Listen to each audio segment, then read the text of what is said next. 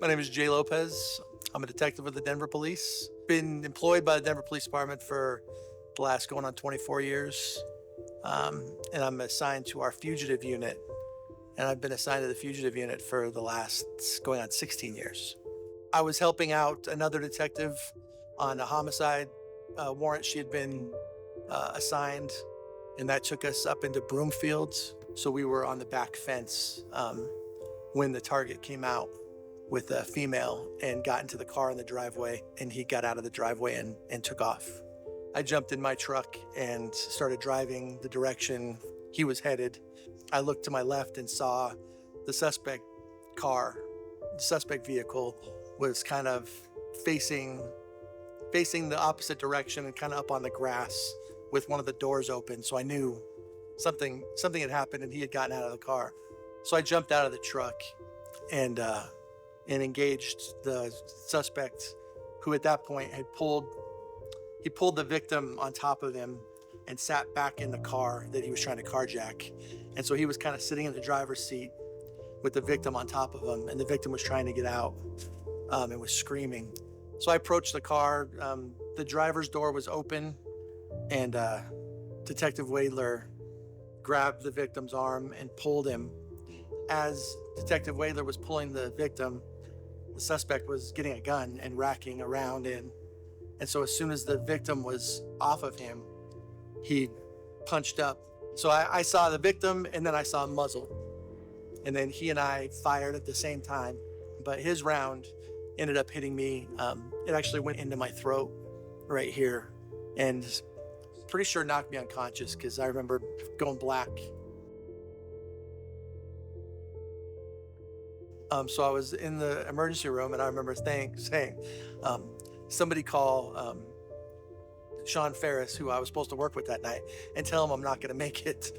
And then I thought, man, I'm not going to be able to work off duty for a while. Like, I don't know what we're going to do. And then my wife had come in, and she had an envelope in her hand, and somebody handed her an envelope with like $500 in it, like in the emergency room, like just handed her a stack of cash. And just then I was like, all right, we're going to be fine. Like, it was an immediate relief. My name is Jessica Tresh. I am a supervisor with Denver 911. Before being a supervisor, I was a call taker for 3 years. I almost did not make it past 3. That's about average for call taking, and that's across the country. That has nothing to do with just Denver. It's about 3 years for a call taking career, and I was severely burned out. Could not stand hearing that phone ring in my ear for 12 hours a day, every single day, and I was almost done. But then an opportunity came up to promote. And so I was like, okay, look, just try it and see what happens. And lo and behold, here I am, six and a half years later after that. My personal motivating factor is the people that I work with. And I knew that there was more we could do for them, and I wanted to be there for that. I wanted to make sure that someone was picking up that burden and taking it through and seeing what we can do for dispatch. And we've been historically, I think, not on purpose, but we've been kind of pushed aside and forgotten as first responders. We have studies that say this many firefighters, this many officers, this many EMS and other responders are committing suicide every year. Dispatchers are not part of that conversation, but we are victims of it. And so we're trying to learn and to create these things so that we can prove we need help too. So there was one call when I was about 2 years in. I was on night shift, and I was in a pod by myself, and there was nobody there to talk to. I was going through a miscarriage at the time on the phones, and I had to handle a stillbirth call. And the person had the same due date as me, same first name as me, and I got through the call because we have to. That's what our training is. I'm not going to leave them alone.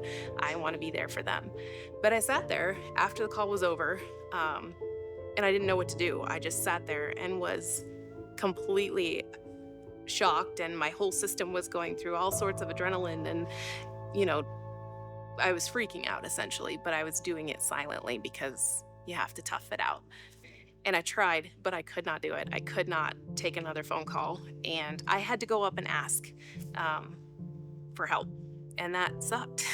That was hard. I wanted someone to care, to pay attention, to notice that I'm sobbing, uncontrollably and trying to pull myself together.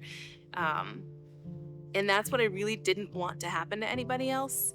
And so we really have taken that feeling because we've all been in a situation like that where you're just alone and you don't know what to do.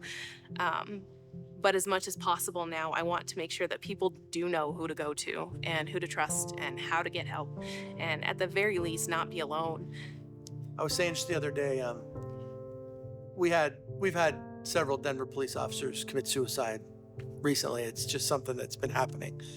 But having had gone through this, and I can look back and say, if I didn't have the support system I had, if I didn't have a supporting wife and great kids and a mom that loves me, I'm not sure I would have survived it. I could easily see how a quick and easy way out would be something that you would seriously consider. So recognize also with when first responders go through something, if you don't see that they have a strong support system, absolutely step in and try and help, because man, your support at home is everything. My name is Mike Eason. I'm with Adams County Fire Rescue. So I am a first generation firefighter. As a little boy, I grew up running out to the sirens on the street, waving at the fire trucks. Did a lot of station tours as an elementary kid. And then when I went through high school, someone came from North Metro Fire at the time, came and spoke to us about being a fireman. And then I was scheduled to be in the academy 2 weeks after I graduated high school. So I met Pappy through a Level Up conference that Revital was hosting. Jordan Long and Revital introduced Mike, Pappy, and I. My days off from the firehouse, I work at Olinger Mortuaries, Dignity Memorial, where I've been in the funeral business over 20 years.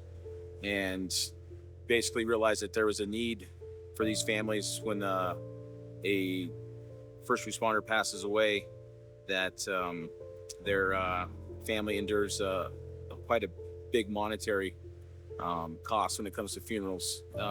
So an average funeral can cost anywhere from $5,000 up to $25,000.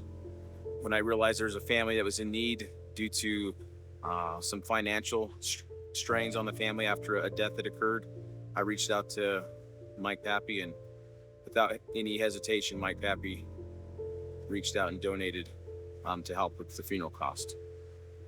With OneGoat and them stepping up with, peer support and mental health, it goes to show that there is a need for the first responders that are stepping up and asking for help. It's okay to ask for help. But actually, I'm living proof that, you can be that person that goes through a difficult time, and you can ask for help, and you'll actually know the outpouring of support that you'll get is beyond words. My father passed away unexpectedly in May of 22, and sitting on the other side of the table at the Dignity Memorial and going through what I've just helped families with, and then me getting told that OneGoat has stepped up to help out with some of the costs means a lot to me, because I would never ask for help. But Pappy stepped up big time, and OneGoat. One of my employees was in a horrible domestic violence situation, very, very stuck because they had nowhere to go. They had no money to get another apartment or to stay at a hotel. We don't qualify for a lot of assistance, for public assistance. And so we were really stuck trying to find them a place to be safe. And so I emailed Mike, and within a few days, they'd sent a check and we were able to get them somewhere safe. So the financial assistance and especially being able to get it so quickly, I think made that person, not only could have saved their life by getting them into a safer situation, but B, now I have an employee 2.5 years later that still works there. And that's huge. I think to keep anybody under the headset for that long is a huge payoff for sure. the one thing that nobody really realizes is, sure, you get paid your salary while you're hurt and you're out, but I worked 2 other jobs. Well, for over a year, I couldn't work any extra jobs, and so it really, really takes a toll. So the financial support has been, we wouldn't have survived had I not gotten that. Recently, we had an employee who was working a night shift, and in the middle of the night, they got a call that their family members had been shot at a Juneteenth festival in Texas. Her 7-year-old niece was killed on scene, and her sister was in ICU. She was in a coma and critical care on life support, and trying to figure out how to get plane tickets to get down there. How are they going to pay for this with no paid time off? And she wanted just to be there to say goodbye to her sister. And so we reached out to OneGoat, and unfortunately they were out of funding for the year. And that was in June. And so, yeah, there's definitely a need all year round. And I know they help so many people, and for every one story, there's probably a lot more that we're not hearing. But what they're doing is incredible. And if they could help every single person that has a situation like that, it would be amazing.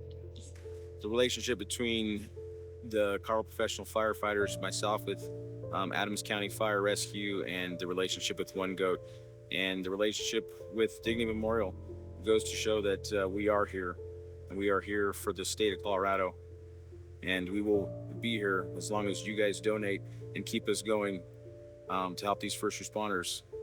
We will be here, and the need will be here. The not having to worry about money while I was trying to recover was a huge, like, I can't even tell you how much that meant. That was a huge benefit. It's organizations like OneGoat that actually step in and contribute. I want to do whatever I can for them because it was such a blessing to me and my family. I'll do anything I can for them now.